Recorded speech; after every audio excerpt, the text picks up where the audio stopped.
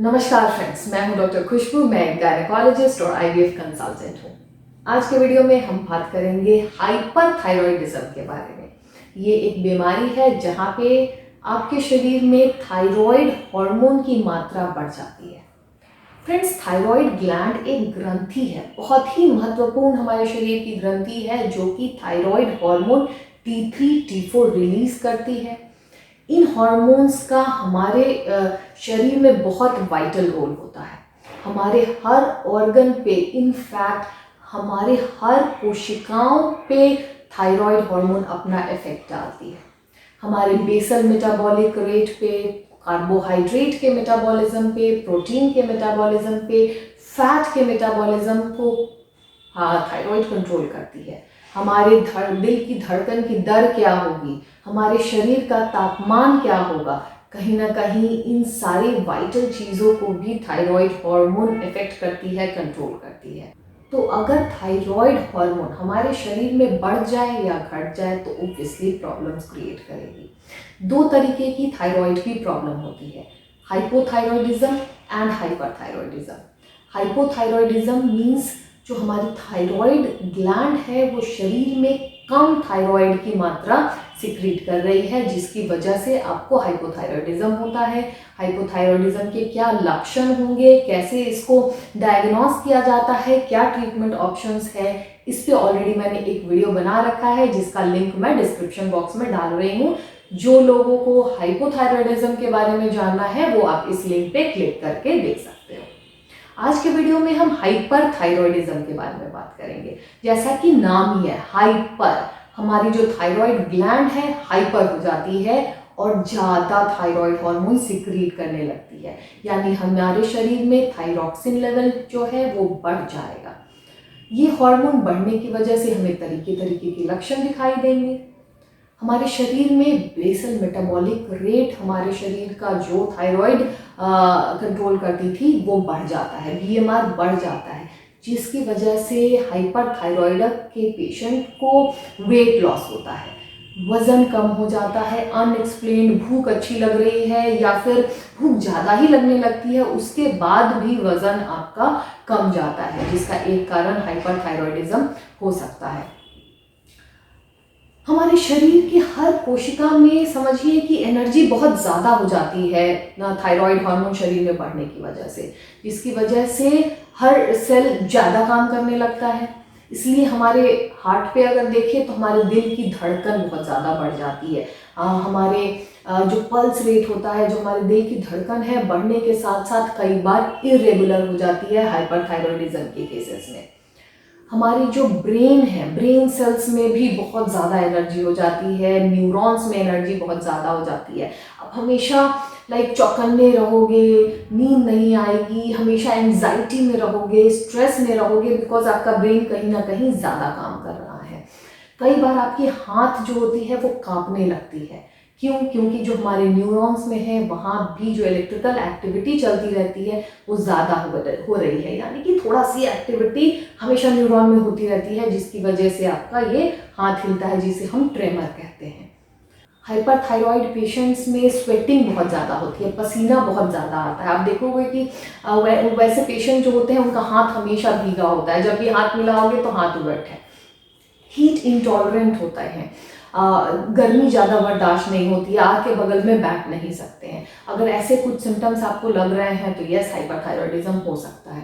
हमारी जो खाने की नली है, हमारी जो आंतें हैं, वहाँ भी एक्टिविटी बढ़ जाती है। मतलब कि अगर आप वॉशरूम स्टूल पास करने पहले दिन भर में 1 या 2 बार जाते थे, अब ये फ्रीक्वेंसी बढ़ जाएगी, क्योंकि आपकी जो आंतें हैं उसकी भी एक्टिविटी बढ़ गई है, यानी आपको डायरिया हो सकता है। दिन भर में 3, 4, 5 बार आप स्टूल पास कर सकते हो।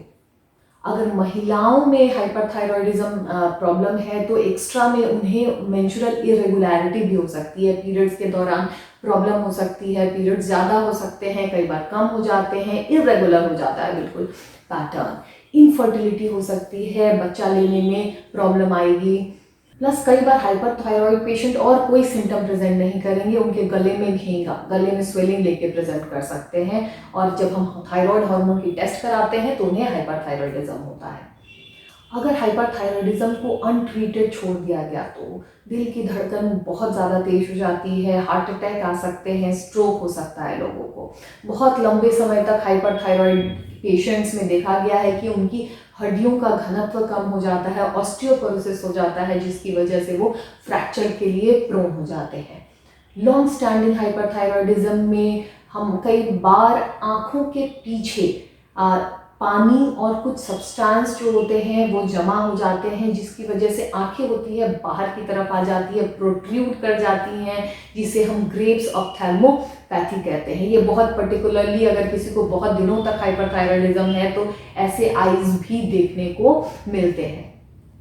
तो फ्रेंड्स, इसलिए हाइपरथायरॉयडिज्म को नज़रअंदाज नहीं कर सकते, उसे ट्रीट करना ज़रूरी है। लेकिन ट्रीटमेंट के पहले हम डायग्नोस कैसे करेंगे? अगर आप हाइपरथायरॉयड के सिम्टम्स से जूझ रहे हो तो बस आपको कुछ टेस्ट कराने हैं, T3, T4 और TSH। हाइपरथायरॉयडिज्म के केसेस में आपके अंदर T3 और T4 जो थायराइड हार्मोन है उसकी मात्रा बढ़ जाएगी और TSH की मात्रा कम हो जाती है। TSH एक हार्मोन है जो कि पिट्यूटरी रिलीज करती है, यानी हमारा ब्रेन रिलीज करता है थायराइड हार्मोन के रिलीज को कंट्रोल करने के लिए।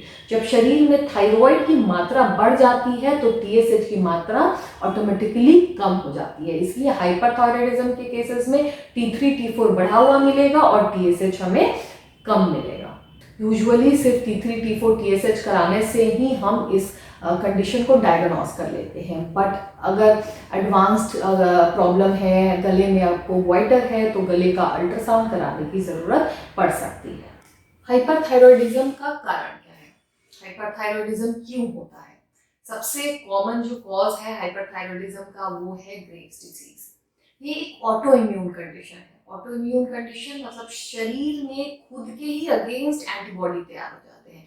खुद के जो थायराइड ग्लैंड के कोशिकाएं होती है उसके अगेंस्ट एंटीबॉडी तैयार होती है, जो एंटीबॉडी आपके थायराइड ग्रंथि से जाके लगेगी और उसे स्टिमुलेट करेगी कि जाओ थायराइड हार्मोन रिलीज करो। ऑटो इम्यून कंडीशन है, खुद ही हम बना दे रहे हैं।